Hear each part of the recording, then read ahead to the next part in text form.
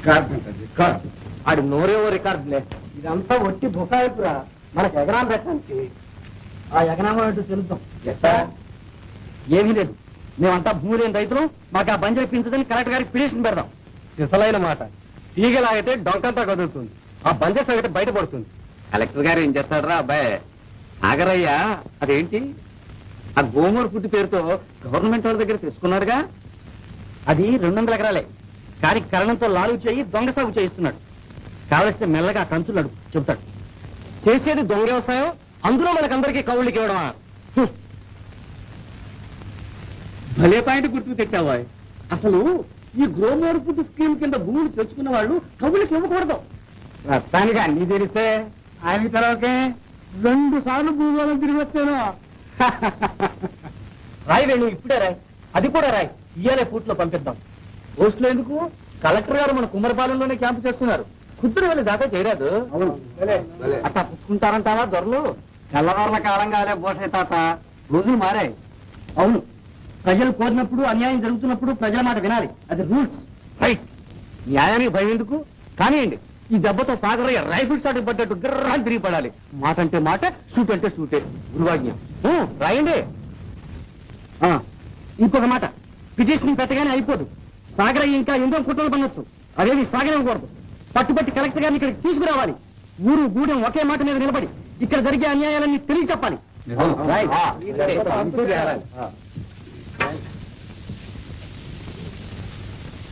ఇంకా ఏం చెప్తున్నావా రాదా? రాలే రాలండి, మీరు వెళ్తుండండి, నేను వస్తాను.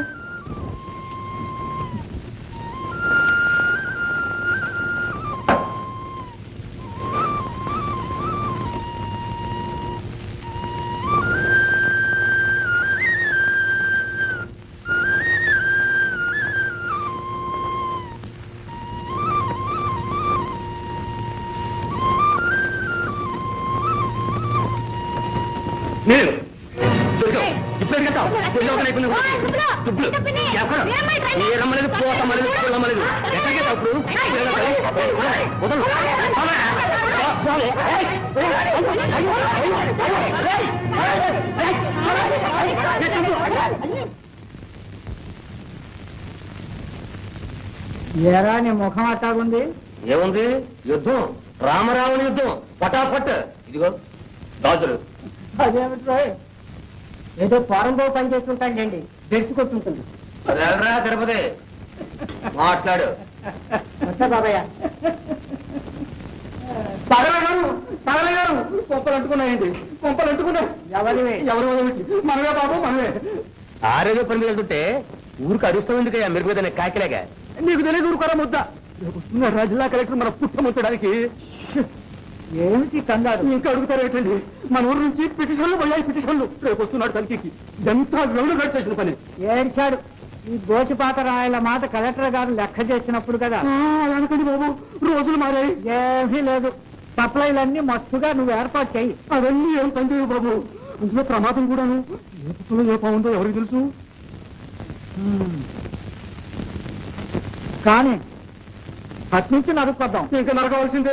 జమాబందీ లెక్కలు, తనిఖీలు, సంతకాలు కూడా అయిపోయాయి. కొన్ని మారుద్దామన్నా వీలు లేకుండా మరి. అయిపోయిన దానికి ఏడుపెందుకయ్యా? నీకేమండి, రేపు ఉద్యోగం పోతుందనే ఏదో 10 రూపాయల ఉద్యోగం పోని నేను ఇస్తానన్న మాన్యం ఉందిగా. ఉందనుకోండి, అది నాకు శిక్ష పడితే పడని. ఏనాడో పడవలసిన శిక్ష ఈనాడు పడింది అనుకో. జ్ఞాపకం ఉందా మీ అన్నయ్య? బాబు అవన్నీ ఇప్పుడు ఎందుకు బాబు? ఆ మాటే నేను అంటున్నాను. మాట్లాడకుండా వెళ్ళి ఊళ్ళో ఉన్న పెద్ద రైతులు ఎవరూ మనకు వ్యతిరేకం చెప్పకుండా చూడు. ఇదిగో కోటయ్యను కూడా రమ్మను. అతని వల్ల ఏమవుతుందండి? అదులే, ఒకప్పుడు ఈ కోటయ్య కొడుకుతో కలిసి మనకు వ్యతిరేకంగా బంజరు కోసం ఎగపడ్డాడు. అనగా ఇప్పుడు కొడుకు వేణు మాటలు విని అటు చేరకుండా చూడాలి. అంతేకాదు, సన్నకారు రైతుల్లో అతనంటే చాలా గౌరవం. రేపు కలెక్టర్ దగ్గర మన పక్షాన పలికాడంటే వాడెక్కడికి పోతాడండి? రేపు కూతురు పెళ్లికి.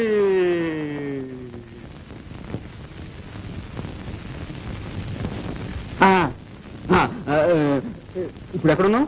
నువ్వేనా చెప్తుంది? నేనా? నువ్వేనా చెప్తున్నది? నేనా? కూతురు పెళ్లికి డబ్బు కోసం కోటయ్య మీ చుట్టూ తిరుగుతున్నవాడేగా, అక్కడ బట్టి వచ్చామంటే మనం ఏది చేయమంటే అది చేస్తాడు. మరి వీళ్ళందరి జుట్లు పట్టుకొని ఊరికినే కూర్చున్నాను అనుకున్నావా? వెళ్ళిరా చిత్తం. రే పోలా బాబు నువ్వు గూడెం వెళ్ళి హాయ్. వెళ్ళి ఏం చేస్తావురా? నేనండి అదే ఏం చేయాలి చెప్పండి. వెళ్ళి వాళ్ళు ఎవరైనా ఆ దరిమే నాకు వచ్చారంటే డొక్కలు చిరుగుతాయని చెప్పు. వెళ్ళు. ఓ వీళ్ళ పురుగోదలు కొడతాను. ఇంతగా ఎందుకు చెప్తున్నానంటే మీరు మోతుబరులు, కలెక్టర్ గారి దగ్గర మీ మాటకు విలువ ఉంటుంది, అందుకని మమ్మల్ని అందరినీ రచ్చకీడుస్తానంటావు. చూసారా తెలవయ్య గారు, ఇందులో రచ్చకీడ్చేదేముంది? అదే రేవయ్య, అవ పేరే ముసలమ్మ. నువ్వు సాగరయ్య గారు కలిసి చేసే పనులన్నిటికీ మమ్మల్ని సపోర్ట్ అమ్మంటావా? సపోర్ట్. చూసారా వెంకయ్య గారు, చూస్తానే ఉన్నాను. ఇంకొక విషయం కూడా ఆలోచించండి. ఊళ్ళో ఉన్న మీ పెద్ద రైతులు నలుగురు చక్కగా ఐకమత్యంగా ఉంటే ఈ ఊరు బాగుపడుతుంది. అయితే మేమంతా సాగరయ్య సంఖ్య కింద దూరకపోతే ఊరు చెడిపోతుంది అంటావు. అలాగే మరి తొందరపడకండి. అనగా అదంతా మాకెందుకు గాని సాంబయ్య గారు చెప్పండి చెప్పండి. ఆయన పాట ఏదో ఆయన్నే పడమనండి. సరే మీ ఇష్టం, నేను చెప్పవలసింది ఏదో చెప్పాను, ఏం చేస్తారో చేయండి. మనమంతా పిచ్చోడు అనుకున్నాడు. ఆటం సాగలా. తెలుసా, మీ బతుకులన్నీ మా సాగరయ్య చేతిలో ఉన్నాయి. తెలుసా, ఆయన తలుచుకుంటే ఏ పని అయినా సరే చేయగలడు. తెలుసా, ఇదిగో ఆయనకి అన్యాయం తక్కలేదు, ఆ శ్రీహరిచ్చిందే చాలు. తెలుసా, ఆయన వద్దల పెరిగిన చేశారో మీ ఈపులు అని యమానమూత మోగుతుంది. గనక రేపు కలెక్టర్ గారు వచ్చినప్పుడు మీరంతా అంటే మీ గూడు వాళ్ళంతా నా తరపున అంటే నా తరపు కదనుకోండి, మన సాగరయ్య గారి తరపున రేపు కలెక్టర్ గారు వచ్చినప్పుడు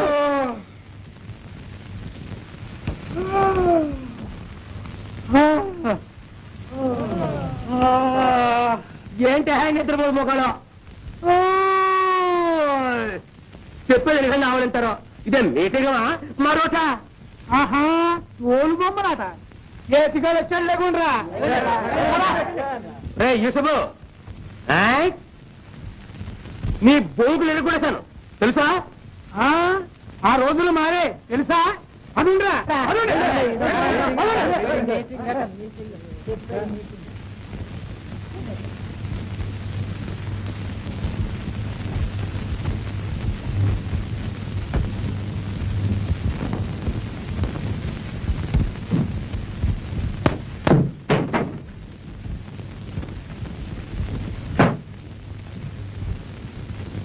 నీ ఊళ్ళో బతరించేటట్లేదు. అందరికి తెద్దునా కొందరికి తెద్దునా అని ఇప్పుడు చిందులు పక్కడమే. ఎవడేంటి? ఇంకెవడం నీ కొడుకే. కన్నావుగా ఒక ఎవరండి గూడె వాడితో చేరి ఆడు గూడె వాడైపోయాడు. వస్తుంది ఆ సాగరయ్య గారి మీదే కట్టి కట్టాడు అన్యాయంగా. అన్నయ్య ఏం చేయడు. ఆహా ఏమీ లేడు. ఆయన గవర్నమెంట్ ఇచ్చిన బంజరంతా ఓడబెట్టి వీళ్ళకి ఇచ్చేమని కలెక్టర్ కద్ది పెట్టాడు పెద్ద మనగాళ్ళగా. అవి ఇప్పుడు విషయానికి వచ్చింది. అయితే ఈ నా పని అనిపించకపోతే మన పిల్ల పెళ్లికి డబ్బు ఇవ్వకపోవడం సరిగదా, ఆన్నే నన్ను శంకరగిరి మాన్యాలు బయటిస్తానని బెదిరిస్తాను. గంగానమ్మ సామెతలాగా ఉంది. మనల్ని బెదిరిస్తే మనమేం చేస్తాం? ఆ డేరే దారుణాలు అదేలే, ఆయన ఏమనుకుంటాడో చెప్పు. నువ్వు అందరూ చేరినాడు అనుకోడు. అనుకోవటం అయితే మొదట ఆ మాటే అన్నాడు. చూసావా, మరి ఒక్కసారి నువ్వు వెళ్ళి. అయ్యా మళ్ళీ అదే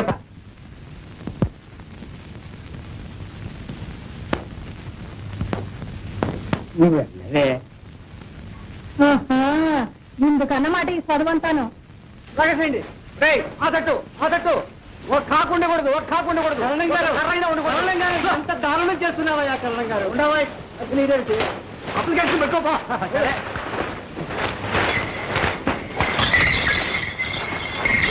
పక్కన పెట్టు. ఈ రమేశ్వరావు బయట రాయండిరా. ఇదో నోరు పారేసుకోకు. ఇదిగో ఇదేమిటో జ్ఞాపకం ఉందా? ఆవేళ మొహం వాచిపోతుంది, జాగ్రత్త. దొరికండి కరణం గారు, దొరికండి.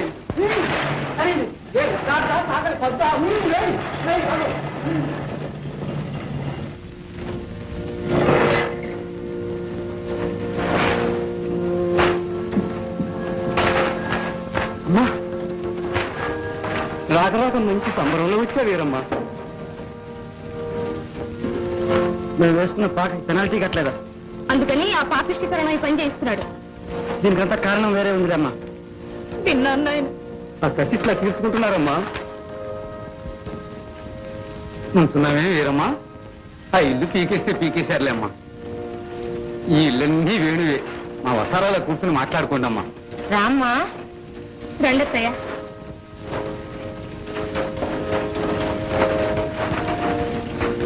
ఏంటమ్మా ఇట్లా వచ్చావు? ఏం లేదు నాయనా.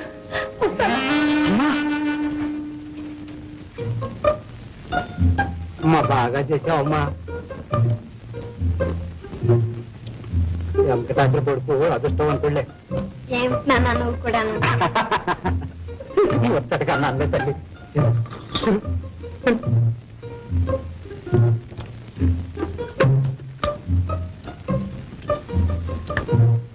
అదిగో అమ్మత్తాం. ఏం చేసుకుంటా? ఆ కథలతో పాటు నీ కళ్ళు తలబడతాయి. ఏంటే నువ్వు అనేది? ఏంటా ఆ కరణానికి మాయరోగం వచ్చిందంటున్నాను. ఇంత దురంతమా? ఆడేసుకున్న పాకల దగ్గరుండి పీకి పోగులు పెట్టిస్తాడు. తనకిష్టం లేని వాడి ఇంక ఊళ్ళోనే ఉండకూడదా? అక్కడ నువ్వే వాడికి తిప్పలని తెచ్చిపెట్టింది. గుడి కటికాళ్ళు నమ్మినట్టు నువ్వు ఆ సాగరైనా నమ్ముతావు. ఇదొక మాట నేర్చావు. ఏమిటమ్మా అన్న ఇల్లు పీకేశారా? అయితే ఎక్కడుంటున్నాడు? మనమే వాడిని కాకుండా చేసుకున్నాం గాని ఊళ్ళో వాళ్ళంతా వాడిని బాగానే చూస్తున్నారు. భూషయ్య తన ఇంట్లో పెట్టుకున్నాడు. పాపం ఆ పిల్ల కడుపుతున్నట్టు కూడాను.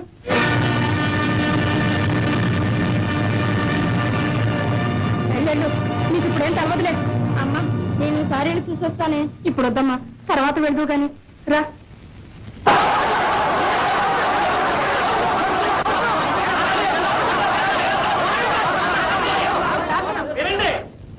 అయితే అదనంగా సాగు చేయలేదంటారు. అధిక ఆహారం పండించాలని ప్రభుత్వం కోరింది కాబట్టి ఆ బంజరైనా నేను తీసుకున్నాను. లేకపోతే నాకెందుకండి? మీ దయ వల్ల ఆ శ్రీహరి ఇచ్చిందే చాలు. అయితే ఆ బంజరు కవులకిచ్చి సాగు చేయిస్తున్నారా? ఆహా, అంత రూసు తెలియకుండా ఉన్నానా? నేనే స్వంతంగా సాగు చేస్తున్నా.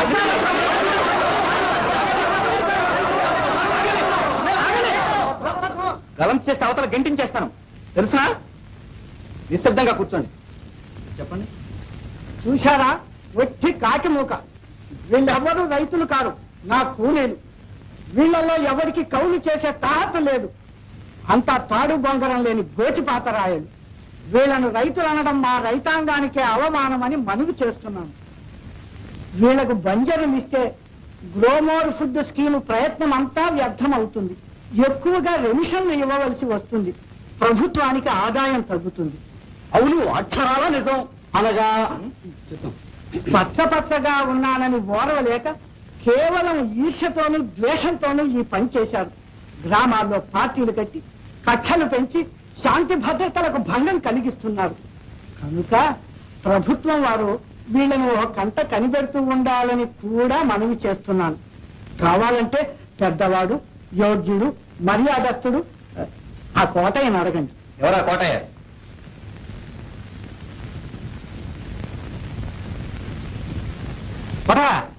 కలెక్టర్ గారు పిలుస్తున్నారు.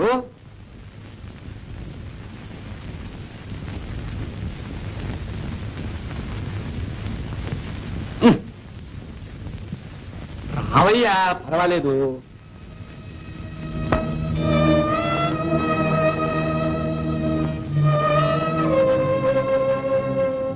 కోటయ్య గారి మాట అంటే మీ అందరికి నమ్మకమేనా?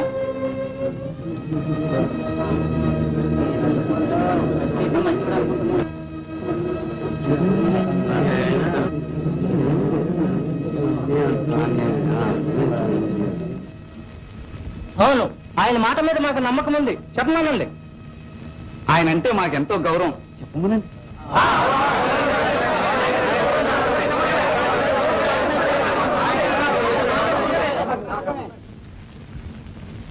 కోటయ్య గారు, సాగరయ్య గారు చెప్పిందంతా నిజమేనా?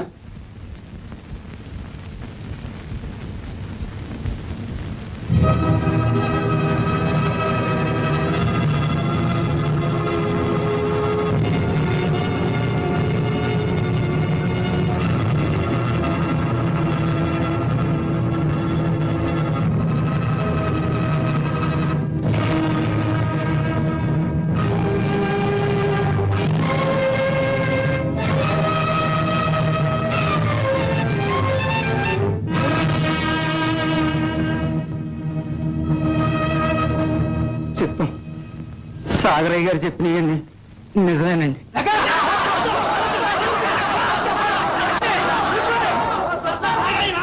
అలర్ట్ చేస్తే గెంటించేస్తాను. నా మాట మీరు గెంటించేయండి, తప్పుంటే శిక్షించండి. ఈ కోటయ్య మా తండ్రినండి. సాగరయ్య గారికి మేము కొంత బాకీ పడి ఉన్నాం. అందుకని మా తండ్రిని బెదిరించి అబద్ధం సాక్ష్యం చెప్పిస్తున్నారు. అది అలా వదిలేయండి. సాగరయ్య గారు అదనం సాగు చేయలేదంటున్నారు కదా, నింజేది కంకణానికి అర్థం ఎందుకు? మా ఊరు చెరువు పక్క బంజరులోంచే తమరు వచ్చారు. అది సాగుబడి లేదో తమరు చూచే ఉంటారు. ఏమండి ఇన్స్పెక్టర్ గారు, సాగుబడి అయిందండి. అది లెక్కలో ఉందండి.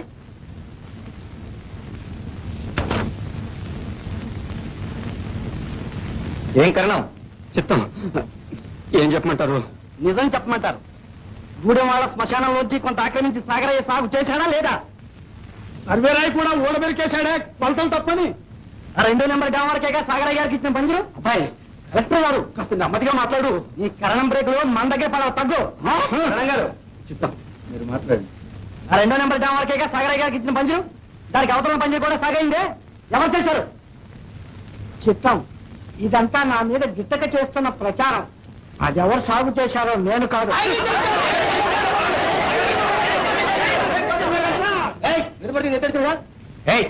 ఎవరు నువ్వు? రైతులేనండి. రైతు అంటే రైతు. మేడి పట్టం కూడా చేత కదండి. అతను రైతు కాదండి, రౌడీ. సాగరయ్య గారు తొత్తు.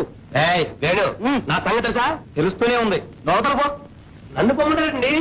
నేను రైతులే. కావలసిన నా పేరు బీఫార్మ్ లేదు, కనుక్కోండి. బీఫారం లేదు ఊరుకోరా. అదే బాబు, కావలసిన కర్ణ దగ్గర అడగండి. నేను అడుగుతాను. ఏం కరణం? చిత్తం వాడి పేరు బీఫారం లేదండి.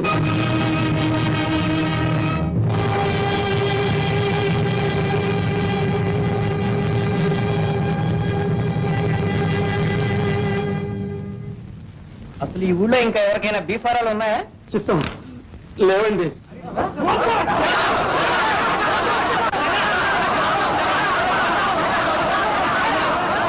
ఆగండి. ఆగడానికి ఏం బాబు, ఆగుతాం. కానీ మా కడుపు మంట ఆగదు కదండి. అందుకని మనవి చేసుకుంటున్నాం. మనం మేము చేసిన పంచరికి బీఫారం పోలైపోయారని చెప్పి మా తండ్రి చేత 12 బస్తాలు పీల్చారు ఈ కరణం సాగరయ్య కలిసి. కావాలంటే ఇప్పుడు వారికి సాక్ష్యం పలికిన ఆ కోటయ్యని అడగండి. ఏమండి కోటయ్య గారు, నిజమేనా?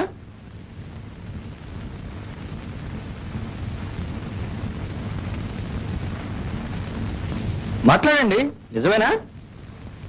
చెప్తాం. నిజమేనండి. అంత తమాషాగా ఉంది. మమ్మల్నే కాదు, పంచి అడిగిన పేద రైతులు అందరినీ ఇట్లాగే మోసం చేస్తున్నారు. ఈ ఫరాలన్నీ అయితే సాగరైపోయారా లేకపోతే పోలైపోయారా ఉన్నాయని బొంచి ఆ బంజరే వీళ్ళు కవులకు చేయించుకుంటున్నారు. వీళ్ళు చేసే అన్యాయాలు ఇంకా ఏం చెప్పమంటారు?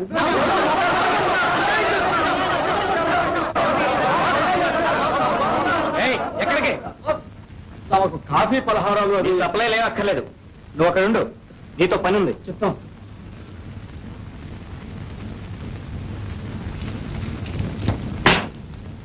ఒక మనవి సార్. నేను లాన్స్ నాయక్ జేవి రత్న 6th బెటాలియన్. నేను ఆ గూడెం పక్కన ఒక పాకేసుకుని ఉంటే ఆ పాక బలవంతంగా ఉడబికి వేయడానికి ఆర్డర్స్ ఉన్నాయా సార్? ఎవరు? మరెవరు? ఈ కర్ణం గారే. ఈ సాగరయ్య గారు నా కూతుర్ని పోలయ్యకిచ్చి పెళ్లి చేయమన్నారు. పిల్లకిష్టం లేని పెళ్లి చేయడానికి రూల్స్ ఉందా సార్? ఆ కోపంతో ఈ కర్ణం గారు నా పాక తీకించి వేశారు. గవర్నమెంట్ వారు నాకు ఇచ్చిన 3 ఎకరాల భూమి ఊడగొడతానని ఈ సాగరయ్య గారు బెదిరిస్తున్నారు సార్. జాగ్రత్తగా మాట్లాడు. అతను జాగ్రత్తగానే మాట్లాడుతున్నాడు. ఈ విషయం కూడా నోట్ చేస్తున్నాను. ఇక మీరు వెళ్ళండి.